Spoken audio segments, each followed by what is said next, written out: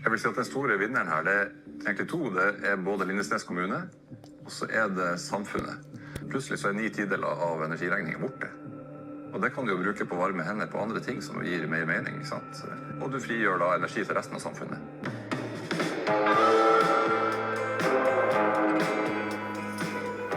Lindesnes helsehus tar ned energibruken med 85% i forhold til et vanlig helsebygg. Og da så får vi et bygg som produserer stort sett mer strøm enn det bruker. This should be really a unique project, setting new benchmarks in terms of energy performance. Dette bygget er såpass effektivt at vi ser at vi over tid på driftskostnadene sparer betydelige beløp. Nesten hver eneste uke får vi besøk fra Helse-Norge, fra Kommune-Norge, men også utenfor Norges grenser. De vil se på hvilken måte det er mulig å bygge et helsehus som er så selvforsynt med energi at de belaster samfunnet minimalt. Og så har vi jo energiutfordringen vi får fremover. Og hvis vi fortsetter som før, så blir det jo både veldig kostbart, og vi kommer til å ødelegge natur gjennom å måtte bygge ut mye mer kraft og kraftlinjer og så videre. Så dette er jo helt åpenbart beste måten å løse ting på, å løse problemet ved kilden. Her graver vi ikke opp gatene i Mandal. Vi ber ikke Energiverket forsterkes til infrastruktur, fordi dette bygget produserer jo sin egen kraft selv. Vi utnytter fornybar energi fra bakken gjennom energibrønner, og vi utnytter det fra sola gjennom hybrid solceller.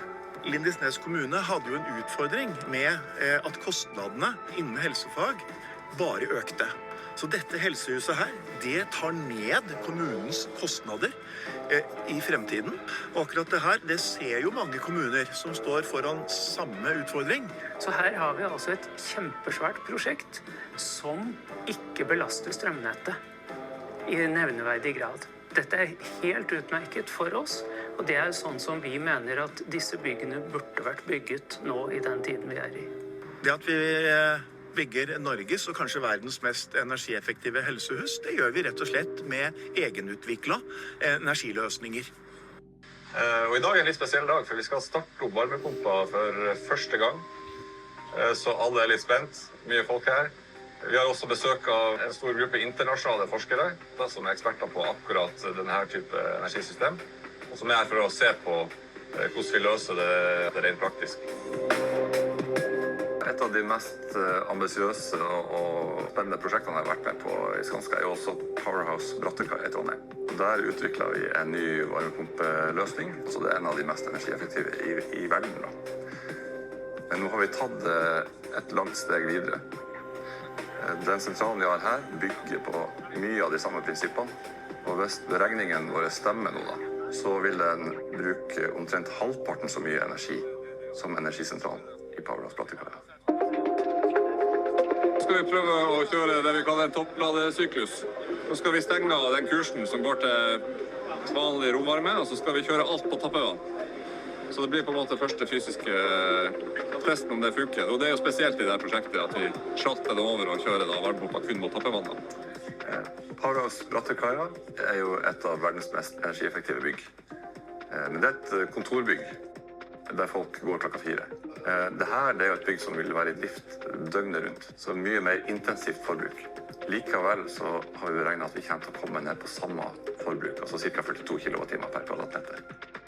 It will set new benchmarks in terms of thermal comfort for the occupants. The operating cost will be low. There will be a lot of storage and use of natural energy. So both in terms of thermal comfort and in terms of operation of the building, this is a very unique and ambitious project. Og vi bruker også mye solkraft til å lade tjenestebilene. Dette er ladehubben deres i kjelleren her, med 90 elbillader. Vi slipper å betale for den ladingen. Det er en stor driftskostnad i seg selv, men så er det jo den driftskostnaden på energibruket i bygget, som er altså betydelige beløp i forhold til andre sammenlignbare bygg som har vært bygd også de senere årene. Nå er det første gang vi tester styringsalgoritmen for å lade opp tappevannakkumulatoren. Altså, det er jo varmtvannet til dusj og vask og alt i bygget. Så vi bruker da den samme varmepumpa til å da kjøre all varmen inn i tappevannsystemet. mens det skjer, så overtar det termiske batteriet og tar seg av oppvarmingen til bygget. Vi ønsker å få flere til å gå denne veien, da, for at vi ser det er formålstjenlig for samfunnet. Vi kan få ned strømforbruket med rundt 15 terawatt-timer per år. Altså det er over 10% av hele strømforbruket i Norge, med å gradvis implementere mer og mer av denne type løsninger. Så det har et enormt potensial.